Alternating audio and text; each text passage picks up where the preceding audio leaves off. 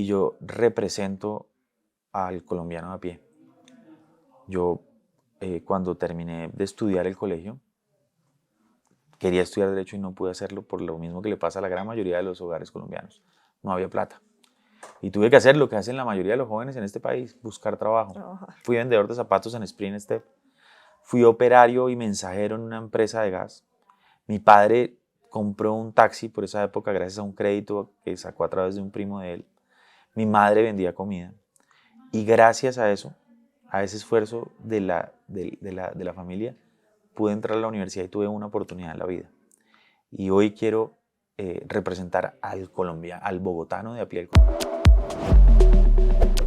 Bueno, pues el día de hoy nos encontramos con Juan Pablo Camacho, quien es candidato a la Cámara por Bogotá, fue alcalde local de Usaquén y también director del IDEPAC. Bienvenido a Quinique.com. Muchas gracias por invitarme, por permitirme este espacio y contarles algo de mí. Por supuesto, siempre bienvenido. Pues en primer lugar, quisiera que le contara a la gente por qué tomó la decisión de lanzarse al Congreso de la República, qué lo llevó a tomar esta decisión, para que la gente también que de pronto no lo conoce pueda sentirlo un poco más cercano. Es una historia muy larga. Yo soy abogado de profesión.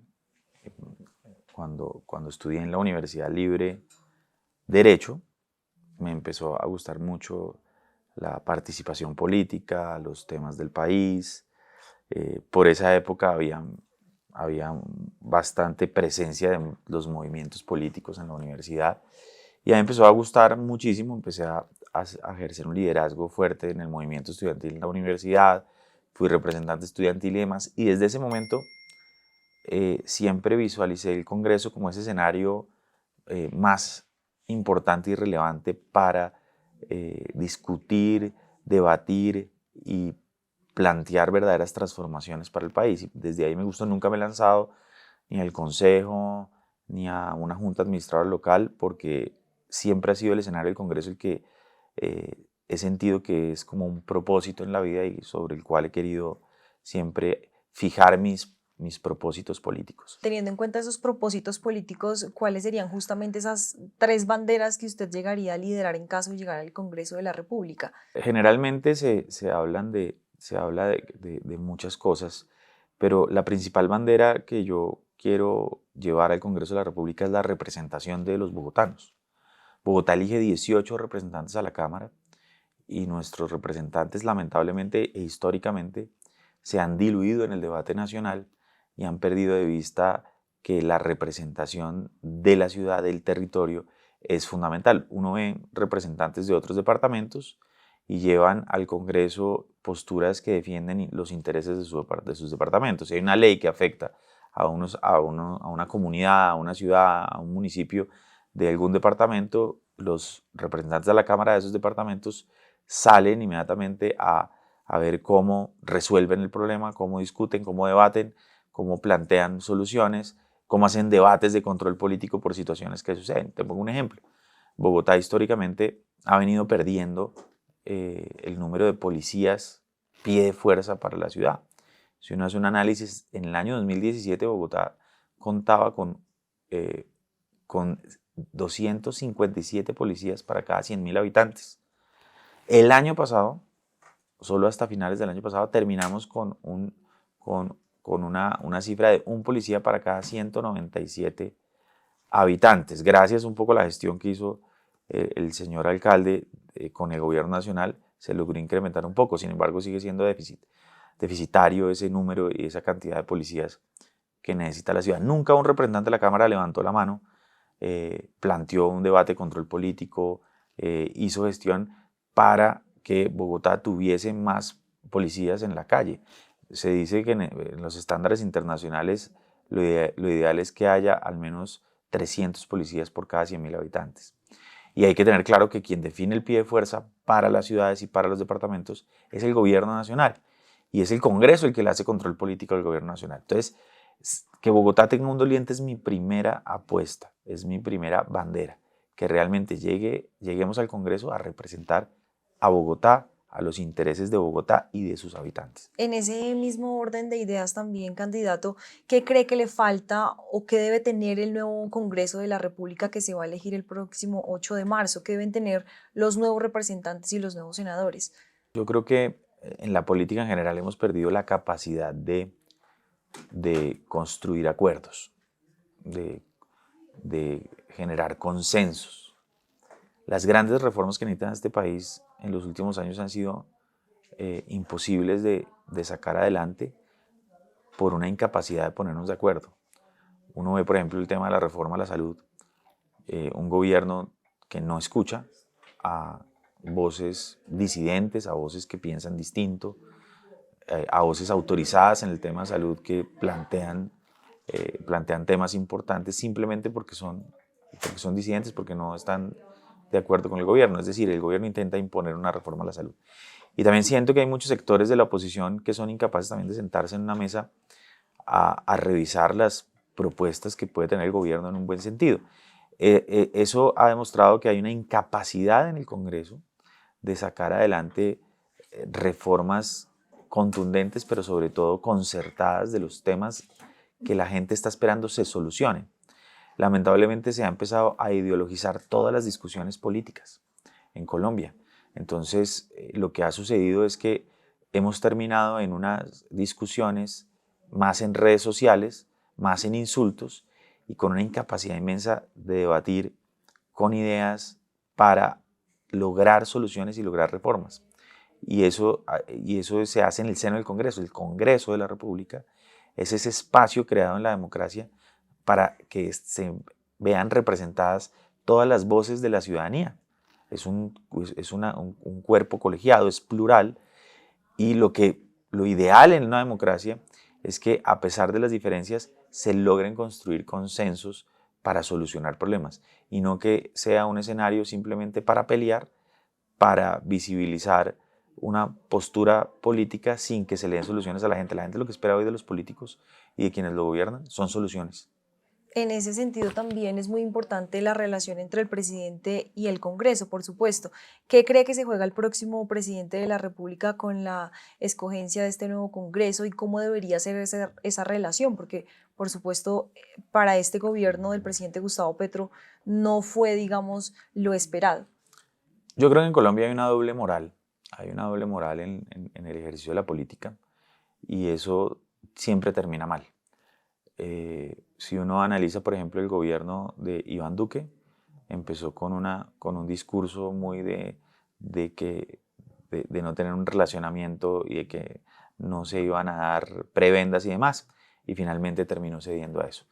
Se ha visto en el gobierno del presidente Petro lo mismo, hemos visto cualquier cantidad de escándalos que involucran a congresistas, de una relación soterrada con el Congreso que termina siendo y trabajando a través de prebendas y de una serie de cuestiones irregulares, que en los micrófonos se dice una cosa, se habla de la independencia del Congreso, se habla de no aceptar las presiones, pero siempre se termina en un menudeo con cada congresista, dándole dádivas y demás. Yo creo que la relación del Ejecutivo y el Legislativo tiene que ser siempre sobre la mesa.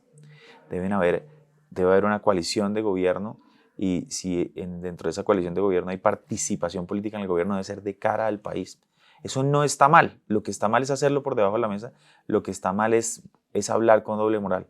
Las relaciones políticas deben construirse y cuando hay una oposición, la oposición es fundamental y necesaria y para ello es fundamental que también haya una oposición en Colombia que también represente una voz disidente, pero una voz también que es capaz de construir acuerdos con el gobierno y un gobierno que escucha también a la oposición.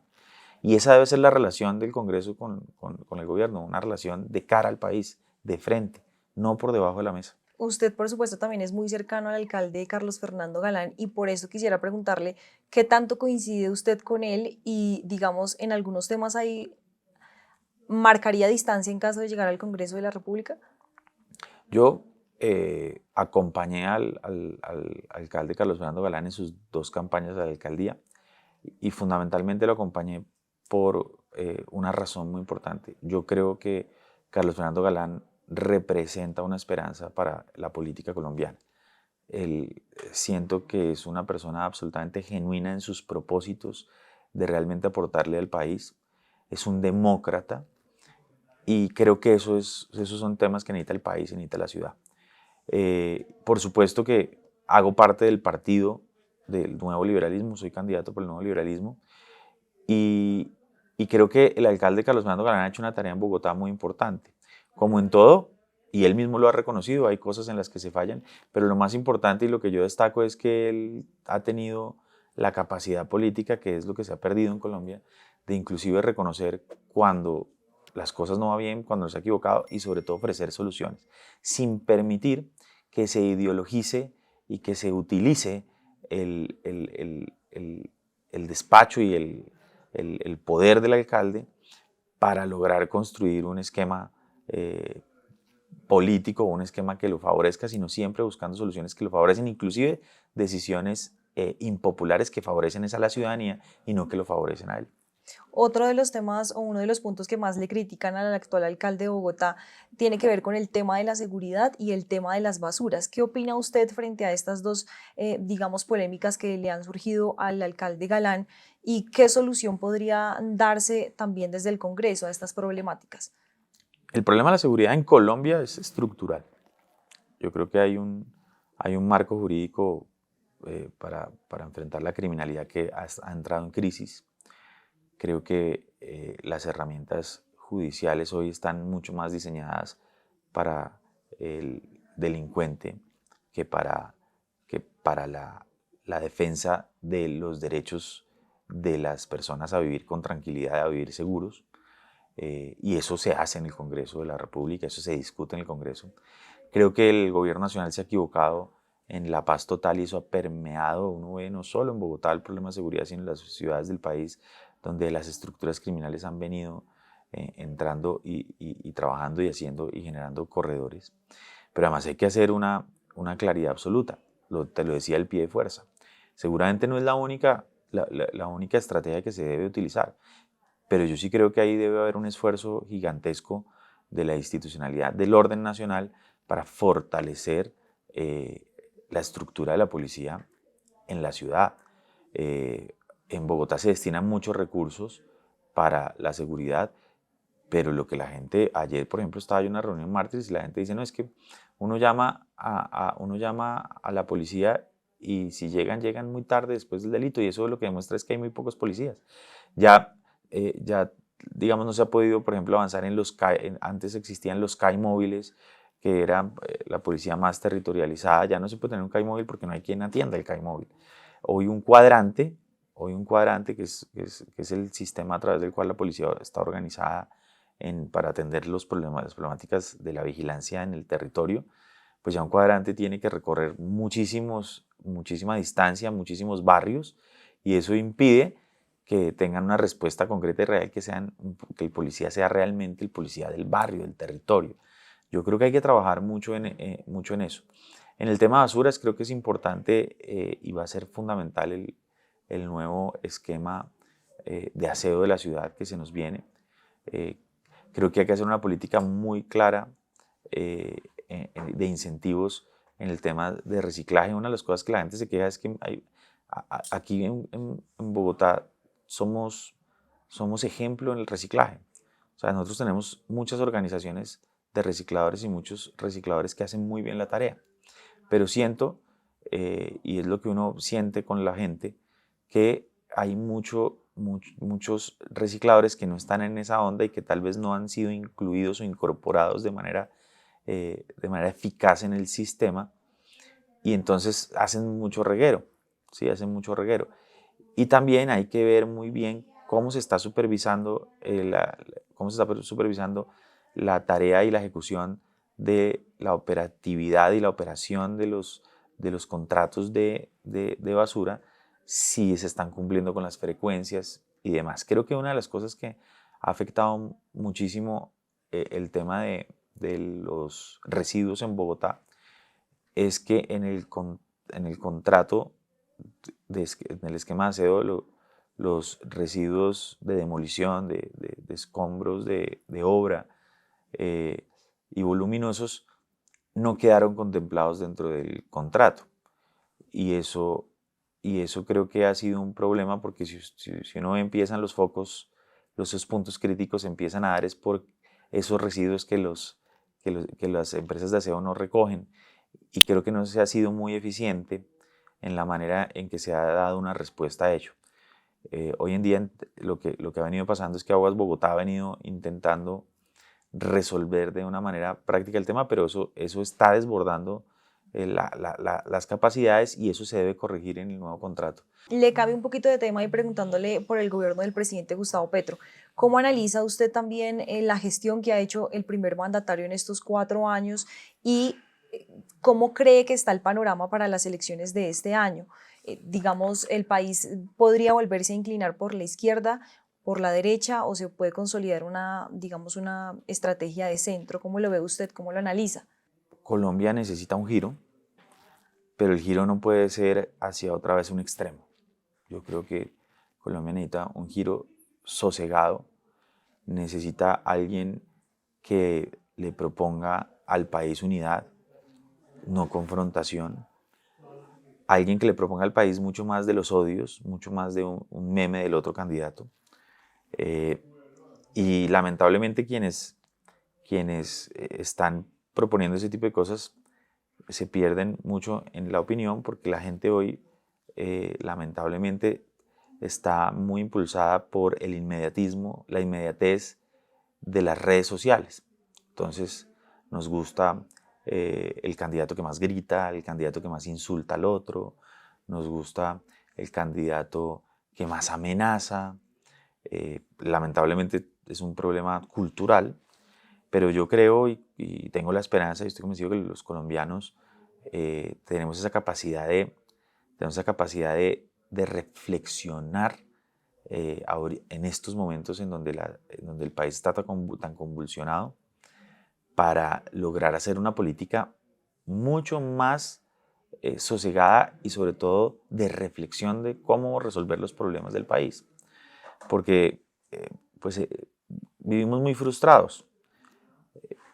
Se nos prometió un cambio que nunca llegó, un cambio que además lo que hizo fue cambiar estructuras políticas, estructuras de la corrupción por otras estructuras de la corrupción. Las transformaciones reales requieren conversación permanente y requieren que quienes llegan a los cargos, sobre todo el presidente de la República, como lo más lo dice la Constitución, debe representar la unidad nacional y por lo tanto debe ser quien debe siempre tener la mano tendida para lograr generar convivencia en los ciudadanos. Candidato, ya para ir cerrando, ¿cómo está el ambiente político en el nuevo liberalismo de cara a estas elecciones legislativas y también presidenciales? Bueno, muy bien, yo creo que el nuevo liberalismo es un partido que ha venido ganándose un espacio en Colombia. Eh, es un partido que si bien fue aniquilado por el narcotráfico en alguna época, gracias a esas garantías de la democracia, se permitió que pudiera revivir.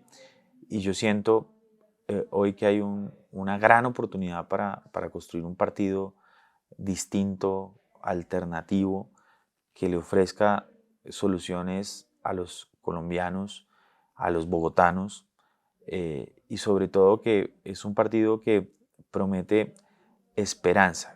Que me parece muy importante del nuevo liberalismo es que logremos construir un partido que no solo gire en torno a, a, a, a la familia de Luis Carlos Galán, sino que sea un partido que represente el ideario de Luis Carlos Galán.